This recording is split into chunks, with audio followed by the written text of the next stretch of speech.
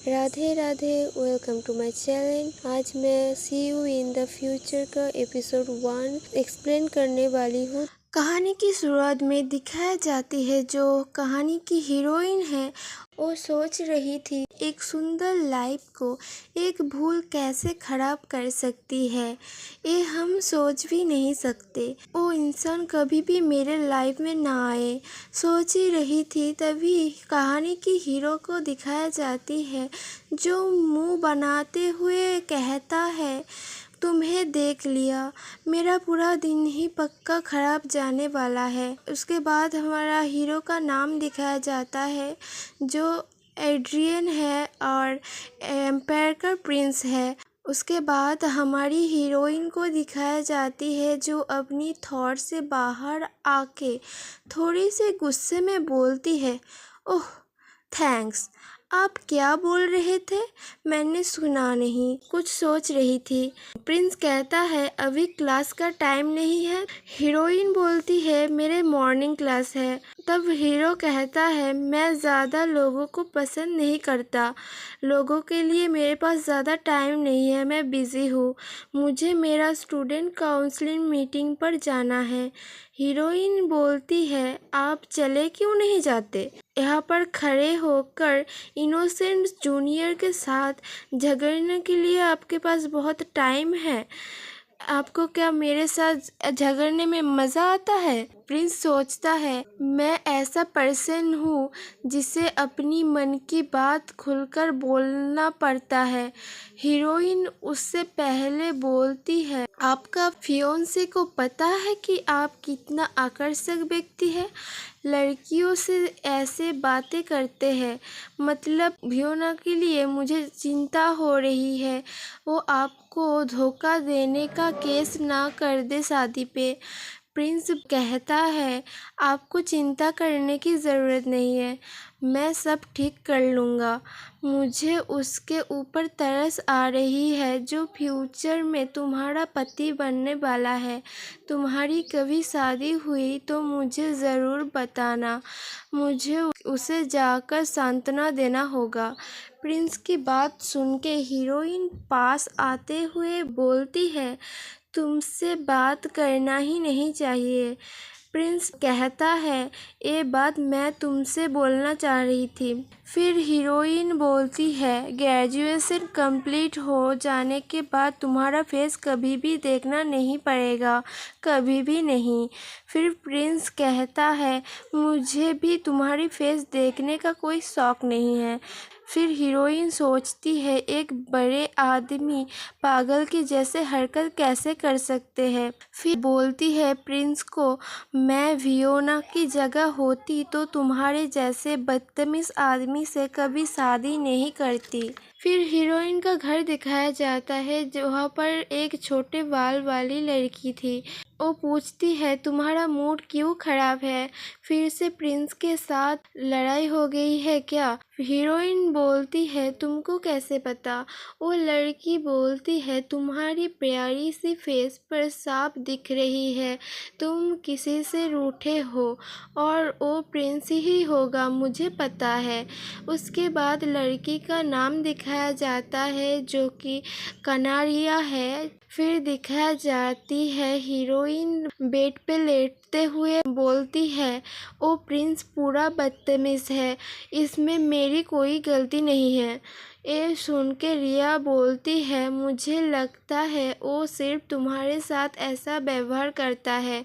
रिया के बात सुन के हीरोइन सोच में पड़ जाता है और बोलती है मैंने ही पहले स्टार्ट किया था, पर एक काउंट की एक लौती बेटी होने के बाद भी मैं एक साधारण स्टूडेंट हूँ, लेकिन मुझ में एक असाधारण प्रतिभा है। मैं बहुत समझदार हूँ और लोगों को अच्छे से समझ पाती हूँ।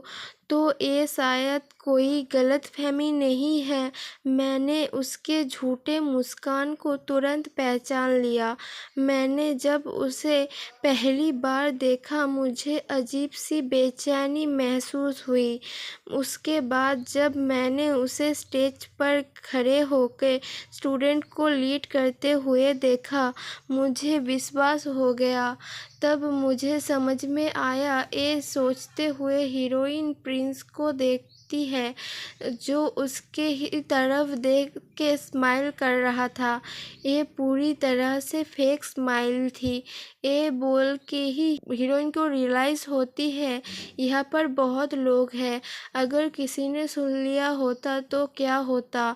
उसके बाद सोचती है बिल्कुल नहीं, ये असंभव है। उस दिन पहली बार उसके स्माइल के पीछे छुपा हुआ शैतानी फेस पल को देखा जब प्रिंस का नकली मुस्कान चकनाचूर हो गया।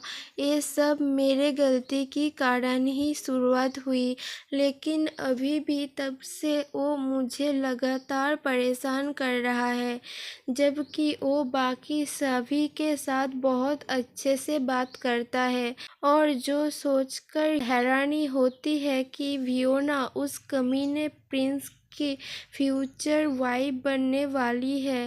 वो वियोना उस प्रिंस की क्लासमेट है और शक्तिशाली ड्यूक की एक लौती बेटी है। वो प्रिंस के प्रति अपनी प्रशंसा के लिए प्रसिद्ध है क्योंकि वो उसे छुपाने की कोशिश नहीं करती। सभी को लगता है वो प्रिंस की पार्टनर बनेगी। उसके बाद ये बातें चल रही है उन दोनों की सगाई तय हो चुकी है। उसे दुख हो रही है जिन्हें उसे बिना जाने ही उससे शादी करेगी, भले ही वो भी मुझसे नफरत करती है। ये बोल के हीरोइन रिया को पूछती है, तुम्हें क्या लगता है कि वियोना मुझसे नफरत क्यों करती है? रिया चिढ़ाते हुए कहती है, तुम प्रिंस के बहुत करीब हो, तुम दोनों झगड़ते रहते हो हर दिन, लेकिन लोगों के सामने झूठे मुस्कान लाके बातें करते हो तो लोगों को लगता है तुम दोनों क्लोज फ्रेंड हो। तुम दोनों 10 मिनट बातें करते हो एंड हर टाइम एक दूसरे को देखते रहते हो और तुम दोनों एक दूसरे को पसंद नहीं करते हो, अवॉइड करने की कोशिश करते हो। ठीक है, क्योंकि प्रिंस हर टाइम झगड़ने की शुरुआत करते हैं, मैं उसे अवॉइड करती हूँ, लेकिन वो मुझे देखते ही झगड़ना स्टार्ट कर देते हैं। रिया बोलती है, प्रिंस बाकी सभी के साथ बहुत अच्छे से रहते हैं। प्रिंस डेरियन के साथ फ्रेंड जैसा व्यवहार करता है, वो सिर्फ आपके साथ ही खराब व्यवहार करता है और किसी के साथ नहीं। हीरोइन बोलती है, वो खुलकर बातें नहीं करते, वो प्लान करके झगड़ने के लिए आते हैं। फिर बोलती है, मैं क्यों ये सब बोल रही हूँ? मुझे नींद आ रही है। रिया, मैं सोने जा रही हूँ। फिर रिया बोलती है, तुम फ्रेश नहीं होने चाहते हो क्या? फिर सोचती है वो बहुत थक गई है। फिर बोलती है, शुभ रात्रि। फिर हीरोइन सो जाती है। उसके बाद सुबह का सीन दिखाया जाती है। एक लड़की को दिखाया जाती है जो कि बोलती है, मैम सुबह हो चुकी है, आप उठ जाइए। हीरोइन नींद में ही बोलती है, रिया थोड़ी सी और सोने दो ना। फिर सोचती है, मेरा दोपहर का क्लास नहीं है। वो लड़की बोलती है, मैं रिया नहीं हूँ, मैं लैला हूँ, जल्दी उठिए एंड रेडी हो जाइए। लैला बोलती है, आप लेट हो जाएंगे, महाराज आपके लिए वेट कर रहे हैं। हीरोइन बोलती है, कौन वेट कर रहे हैं? ये बोल के चौंकते हुए बोलती है, क्या महाराज? और तुम कौन हो? मैम, आप फिर से नींद में बातें कर रहे हो, जल्दी से उठिए और रेडी हो जाइए। रेडी हो जाओ क्यों? और एक नौकर आके बोलती है नहाने के लिए जगह रेडी है।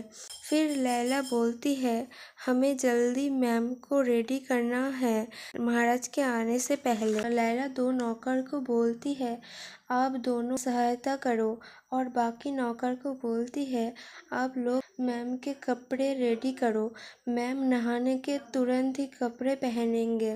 फिर दो नौकर हीरोइन को खींचते हुए बोलती है जल्दी उठिए मैम, आपको टाइम से रेडी होना है।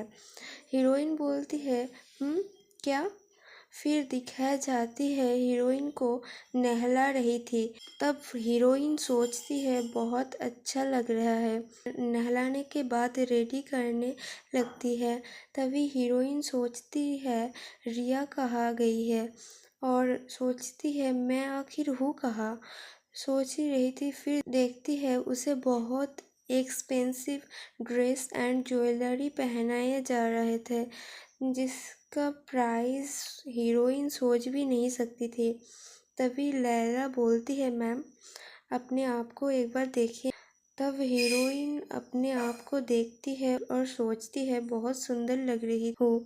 हीरोइन अपने आप को देखे जा रही थी और सोच ही रही थी क्या वो उसकी फ्यूचर में है। तभी दरवाजे पे नॉक होती है। सब लोग बोलते हैं महाराज आ चुके हैं। लैला फिर से बोलती है मैम महाराज आ चुकी है। हीरोइन मन में सोचती है मैं बहुत समझदार से एक राजा को दरवाजे के बाहर खड़े रख नहीं सकती। महाराज अंदर आते हुए कहते हैं मुझे छोड़ दो। हीरोइन महाराज की तरफ ना देखते हुए सोचती है महाराज की बातें सुनकर लगती है कि महाराज जवान है, लेकिन मुझे लगा था वो 40 साल के होंगे। फिर हीरोइन महाराज की तरफ देख के ही चौंक जाती है। महाराज वो प्रिंस है। फिर बोल पड़ती है प्रिंस तुम यहाँ क्या कर रहे हो?